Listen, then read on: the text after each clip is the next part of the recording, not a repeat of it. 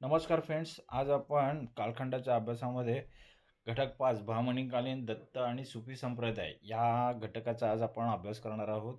प्रश्न उत्तरे स्वरूपामध्ये हा घटक आज आपण समजून घेणार आहोत. ओके. तर दत्त संप्रदायाचे तत्वज्ञान आणि श्री नरसिंह सरस्वती यांचे या संप्रदायातील योगदान सविस्तरपणे स्पष्ट करा. प्रश्न काय आहे? तर दत्त संप्रदायाचे तत्वज्ञान आणि श्री नरसिंह सरस्वती यांचे या संप्रदायातील योगदान सविस्तरपणे स्पष्ट करा. दत्त संप्रदायाचे तत्वज्ञान एको देवो या सूत्रावर आधारित असून दत्त संप्रदायाचे तत्वज्ञान एको देव या सूत्रावर आधारित असून ते सगुण आणि निर्गुण भक्तींचा संगम घडवते. काय म्हटलेलं आहे? दत्त संप्रदायाचे तत्वज्ञान काय म्हणतात? एको देव या सूत्रावर आधारित असून ते सगुण आणि निर्गुण भक्तीचा संगम घडवते. श्री नरसिंह सरस्वती इसवी सन 1378 ते 1458 यांनी या संप्रदायाला कार्यात्मक स्वरूप दिले. नरसिंह सरस्वती यांनी या संप्रदायाला दत्त संप्रदायाला कार्यात्मक स्वरूप दिले. त्यांनी महाराष्ट्रात गांगणापूर, नरसोबाची वाडी, औदुंबर यांसारखी महत्त्वाची दत्तस्थाने निर्माण केली. त्यांनी काय केलं? तर महाराष्ट्रात त्यांनी गाणगापूर, नरसोबाची वाडी, औदुंबर यांसारखी महत्त्वाची दत्तस्थाने निर्माण केली. त्यांनी समाजातील सर्व वर्णांच्या लोकांसाठी आध्यात्मिक दारे उघडी केली. लोककल्याणासाठी त्यांनी वनौषधींचा वापर केला आणि संन्यासी असूनही समाजसेवेचा आदर्श घालून दिला. काय केलं? लोककल्याणासाठी त्यांनी वनौषधींचा वापर केला आणि संन्यासी असूनही समाजसेवेचा आदर्श घालून दिला. गुरुचरित्र आणि गुरुचरित्र किंवा गुरुलीला अमृत या ग्रंथातून त्यांचे कार्य आणि तत्कालीन समाजजीवनाचे दर्शन घडते. त्यांच्यामुळे दत्त संप्रदाय केवळ धार्मिक न राहता सामाजिक पुनर्रचनेचे माध्यम बनला. प्रश्न 2. सुफी संप्रदायाचा उगम सांगून सुफी तत्वज्ञानातील विविध प्रवाहांचा विवेचन करा. सुफी संप्रदायाचा उगम सांगून सुफी तत्वज्ञानातील विविध प्रवाहांचा विवेचन करा. सुफी शब्दाचा उगम सफ पवित्रता आणि सूफ लोकर वस्त्र यावरून झाला आहे. सुफी शब्दाचा उगम कसा झाला आहे? तर सफ म्हणजे पवित्र आणि किंवा सूफ म्हणजे लोकर वस्त्र यावरून झाला आहे. हा इस्लाममधील गूढवादी भक्ती संप्रदाय आहे. इस्लाममधील गूढवादी भक्ती संप्रदाय आहे. सुफी तत्वज्ञानात प्रामुख्याने 3 प्रवाह आढळतात. हुसेन बिन मनसूर हुसेन बिन मनसूर अल हल्लाह यांनी अल हक मीच सत्य आहे. अल हक म्हणजे काय? मीच सत्य हा अद्वैतवादी विचार मांडला. त्यांनी काय म्हटलेलं आहे? हुसेन बिन मनसूर अल्लाहजी यांनी काय म्हटलेलं आहे? अल हक मीच सत्य आहे हा अद्वैतवादी विचार मांडला.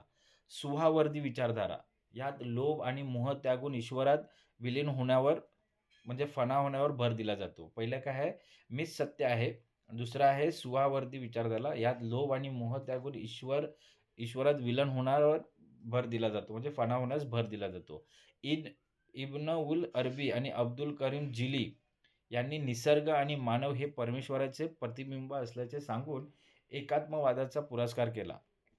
सुफी तत्वज्ञानावर भारतीय उपनिषदे आणि योगसूत्रांचा मोठा प्रभाव दिसून येतो. कोणती तळसूत्रे मांडली यांनी? सुफी संप्रदायाचा उगम कसा झालाय? तर सफ म्हणजे पवित्रता आणि सूफ म्हणजे लोकर वस्त्र यावरून झाला आहे. हा इस्लाममधील गूढवादी भक्ती संप्रदाय आहे. सुफी तत्वज्ञान प्रामुख्याने 3 प्रभाव होतात. 3 प्रभाव कोणते? हुसेन बिन मनसूर अल अल्लाह यांचं काय आहे? अल हक म्हणजे मीच सत्य आहे हा अद्वैतवादी विचार मांडला. सुहावर्दी विचारधारा काय? यात लोभ आणि मोह त्यागून ईश्वरात विलीन होणे यावर भर दिला आहे. इब्न अल अरबी आणि अब्दुल करीम जिली यांनी निसर्ग आणि मानव हे परमेश्वराचे प्रतिबिंब असल्याचे सांगून निसर्ग आणि मानव हे परमेश्वराचे प्रतिबिंब असल्याचे सांगून एकात्मवादाचा पुरस्कार केला. सुफी तत्वज्ञानावर भारतीय उपनिषदे आणि योगसूत्रांचा मोठा प्रभाव दिसून येतो. प्रश्न 3. सुफी साधनांचे 7 टप्पे आणि संतांच्या त्रिप्रवासाची संकल्पना स्पष्ट करा. आता सुफी साधनाचे 7 टप्पे कोणते आहेत आणि संतांचे त्रिप्रवास काय आहेत ते संकल्पना समजून घेऊया. सुफी साधक ईश्वर प्राप्तीसाठी 7 टप्प्यातून जावे लागते, प्रवास करावा लागतो, मकमत करावा लागतो. उबिदियत म्हणजे सेवा व पश्चाताप, इश्क प्रेम, जोहद सांसारिक त्याग, मारिफत ज्ञान, वजद साक्षात्कार, हकीकत सत्य आणि 7वं काय आहे? वसल परमात्माशी मिलन. 7 टप्पे कोणते आहेत? तर मकमात प्रवास करतो. ईश्वर प्राप्तीसाठी 7 टप्पे कोणते आहेत? उबियत सेवा व पश्चाताप, नंतर मग इश्क प्रेम, जोहद सांसारिक त्याग करणे, नंतर मारिफत ज्ञान आणि वजनमध्ये साक्षात्कार, हकीकतमध्ये सत्य आणि वसलं म्हणजे परमात्म्याशी मिलन. हे 7 टप्प्यातून ईश्वर प्राप्ती होते. ओके. यासोबतच सुफी संत 3 प्रवासांचे वर्णन करतात. 3 प्रवास कोणते? सैरेला, ईश्वराकडे जाण्याचा प्रवास, सैरफिला, सैरीला, ईश्वराकडे जाण्याचा प्रवास, सैरफिला, ईश्वरात विलीन होण्याचा अनुभव आणि सैर अनिला, ईश्वर ज्ञान प्राप्त करून पुन्हा समाजाच्या कल्याणासाठी परतणे. हा शेवटचा प्रवास मानवी कल्याणाच्या दृष्टीने अत्यंत महत्त्वाचा मानला जातो. काय 7 टप्पे कोणते आहेत? तर 7 टप्पे उभी आहेत, सेवा व पश्चाताप, नंतर मग प्रेम, नंतर मग आहे सांस्कारिक त्याग, ज्ञान, नंतर मग साक्षात्कार, नंतर मग सत्य म्हणजे हकीकत आणि वसलं म्हणजे परमात्म्याशी मिलन. हे 7 टप्प्यातून ईश्वर प्राप्ती होते. असे सुफी साधनेचं हे आहे. आणि संतांच्या 3 प्रवास कोणते आहेत? तर सैरीला, ईश्वराकडे जाण्याचा मार्ग, सैरफिला, ईश्वरात विलीन होण्याचा अनुभव आणि सैर अनिला म्हणजे ईश्वर ज्ञान प्राप्त करून, म्हणजे ज्यावेळी ईश्वर ज्ञान प्राप्त होतं आणि पुन्हा समाजाच्या कल्याणासाठी परतणे. हा शेवटचा प्रवास मानवी कल्याणाच्या दृष्टीने अत्यंत महत्त्वाचा मानला जातो. ओके. प्रश्न 4, दत्त संप्रदायातील भक्ती, योग आणि गुरु शिष्य परंपरेचे महत्त्व विशद करा. प्रश्न काय आहे? दत्त संप्रदायातील भक्ती, योग आणि गुरु शिष्य परंपरेचे महत्त्व विशद करा. दत्त संप्रदायात गुरुला ईश्वराचे साकार रूप मानले जाते. दत्त संप्रदायात गुरुला ईश्वराचे साकार रूप मानले जाते. गुरु ही संप्रदायाची मध्यवर्ती संकल्पना आहे. भक्ती आणि योग यांचा समन्वय हे या संप्रदायाचे वैशिष्ट्य आहेत. काय? भक्ती आणि योग याचा समन्वय, भक्ती आणि योग याचा समन्वय हा संप्रदायाचे वैशिष्ट्य आहे. सुरुवातीच्या काळात योग मार्ग आणि तंत्र मार्ग प्रभावी होते, परंतु नंतर प्रेमळ भक्तीला प्राधान्य मिळाले. गुरु शिष्य परंपरेत शिष्याची आध्यात्मिक उन्नती सर्वस्वी गुरूंवर अवलंबून असते. काय म्हटलंय? तर गुरु शिष्य परंपरेत काय आहे? तर शिष्याची जी आध्यात्मिक उन्नती आहे ही सर्वस्वी गुरूंवर अवलंबून असते असं म्हटलेलं आहे. गुरु लीलामृत हा हा या संप्रदायाचा अत्यंत पवित्र वेद किंवा ग्रंथ मानला जातो. ह्या दत्त संप्रदायाचा कोणता ग्रंथ अत्यंत पवित्र मानला जातो? तो गुरु लीला अमृत हा या संप्रदायाचा अत्यंत पवित्र ग्रंथ मानला जातो. या ग्रंथानुसार गुरुच्या मार्गदर्शनाशिवाय आत्मज्ञान शक्य नाही. काय म्हटलेलं आहे? या ग्रंथानुसार गुरुच्या मार्गदर्शनाशिवाय शिष्याला आत्मज्ञान होणे शक्य नाही. ही परंपरा आजही महाराष्ट्राच्या सांस्कृतिक जीवनाचा अविभाज्य भाग आहे. प्रश्न 5, दत्त आणि सुफी संप्रदायातील साम्य दर्शवून त्यांचे महाराष्ट्राच्या संस्कृतीवरील योगदान स्पष्ट करा. काय? दत्त आणि सुफी संप्रदायातील साम्य काय आहे ते दर्शवून महाराष्ट्राच्या संस्कृतीवरील योगदान स्पष्ट करा. जरी हे 2 संप्रदाय भिन्न धर्मातील असले तरी त्यांच्यात अनेक साम्यस्थळे आहेत. काय? जरी हे 2 संप्रदाय भिन्न धर्मातील असले तरी त्यांच्यात अनेक साम्यस्थळे दिसून येतात. दोन्ही संप्रदाय एकेश्वरवाद आहेत. काय? दोन्ही संप्रदाय काय? एकाच ईश्वराला मानतात. दोघांनाही गुरु शिष्य, पीर मुरीद, गुरु शिष्य परंपरेला महत्त्व दिलेलं दिसून येते आणि दोघांचाही मार्ग प्रेम भक्ती हाच आहे. सुफींची समाधी अवस्था आणि दत्तात्रेयांचा योग मार्ग यात साधर्म्य दिसून येते. महाराष्ट्राच्या जडणघडणीत दत्त संप्रदायाने हिंदू समाजात अंतर्गत सुधारणा घडवल्या, तर सुफी संतांनी हिंदू मुस्लिम ऐक्याचा पूल बांधला. या दोन्ही प्रवाहांच्या समन्वयामुळे महाराष्ट्रात धार्मिक सहिष्णुता, समता आणि बंधुभावाचे वातावरण निर्माण झालेलं आहे. तर दत्त आणि सुफी संप्रदायातील साम्य काय आहेत? तर हे दोन्ही संप्रदाय भिन्न धर्मातील असले तरी त्यांच्यात अनेक साम्यस्थळे दिसून येतात. जसे की दोन्ही संप्रदाय एकच ईश्वरवाद मानतात. दोघींनीही गुरु शिष्य, पीर मुरीद परंपरेला महत्त्व दिले आहे. दोघांचाही मार्ग प्रेम भक्ती हाच आहे. सुफींची समाधी अवस्था आणि दत्तात्रेयांचे योग मार्ग यात साधर्म्य दिसून येतं. महाराष्ट्राच्या जडणघडणीत दत्त संप्रदायाचे हिंदू समाजात अंतर्गत सुधारणा घडवल्या, तर सुफी संतांनी हिंदू मुस्लिम ऐक्याचा पूल बांधला. या दोन्ही प्रवाहांच्या समन्वयामुळे महाराष्ट्र धार्मिक सहिष्णुता, समता आणि बंधुभावाचे वातावरण निर्माण झालेले दिसून येते. आता टिपा पाहूया. नरसिंह, श्री नरसिंह सरस्वती दत्त संप्रदायाचे दीपस्तंभ.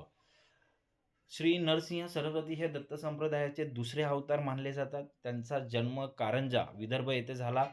त्यांचा जन्म कुठे झाला? तर कारंजा, विदर्भ येथे झाला. त्यांनी संपूर्ण महाराष्ट्र आणि कर्नाटक भ्रमण करून लोकांमध्ये आध्यात्मिक जागृती केली.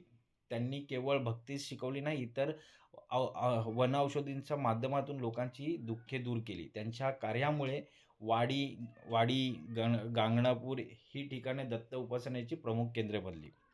श्री नरसिंह सरस्वती यांच्याबद्दल माहिती काय? तर हे दत्त संप्रदायाचे दीपस्तंभ आहेत. श्री नरसिंह सरस्वती हे दत्त संप्रदायाचे दुसरे अवतार मानले जातात. त्यांचा जन्म कारंजा, विदर्भ येथे झाला. त्यांनी संपूर्ण महाराष्ट्र आणि कर्नाटक भ्रमण करून लोकांमध्ये आध्यात्मिक जागृती केली. त्यांनी केवळ भक्ती शिकवली नाही, तर वनौषधींच्या माध्यमातून लोकांची दुःखे सुद्धा दूर केली. त्यांच्या कार्यामुळे वाडी, गाणगापूर ही ठिकाणे दत्त उपासनेची प्रमुख केंद्रे बनली.